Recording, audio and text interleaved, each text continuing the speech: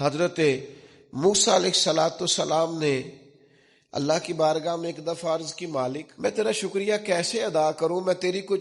چھوٹی بظاہر نعمت بھی دیکھتا ہوں تو سوچتا ہوں ساری عمر بھی عبادت کروں تو اس نعمت کا بھی شکر ادا نہیں ہوتا۔ وہ جو ان کے دل کی گہرائیوں میں بات ہے وہ اپنے جذبات کا اظہار کر رہے ہیں۔ حضرت موسیٰ کلیم عرض کرتے، مالک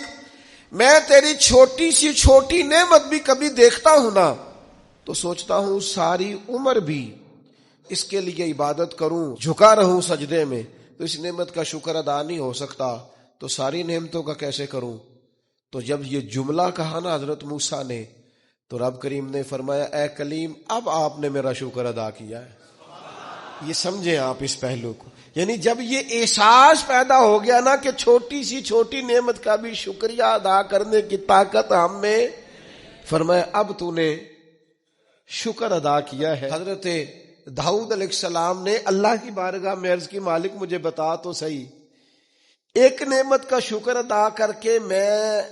اسے دیکھتا ہوں تو ساتھ ہی مجھے دوسری نظر آ جاتی ہے، اس کا شکر ادا کرتا ہوں تو تیسری نظر آ جاتی ہے، تیسری کا شکر ادا کرتا ہوں تو چوتھی۔ تو مالک نعمتیں اتنی زیادہ ہیں، آخر میں شکر کیسے ادا کروں؟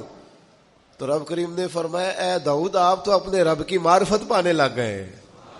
کو تو معرفت ہونے لگ گئی ہے، معرفت الہی پا گئے آپ نعمتیں گنے زندگی میں گنو،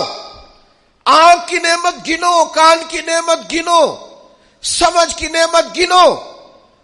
آپ چلنے کی، چھونے کی، پکڑنے کی، سمجھنے کی نعمت شمار کرو، گنو اللہ نے ماں باپ دیے، بہن بھائی دیے، اچھے استاد دیے، مشائخ دیے، گنو۔ اس کریم رب نے کرم کیا اور اپنے لاڈلے نبی کی امت بنایا، گنو شمار کرو،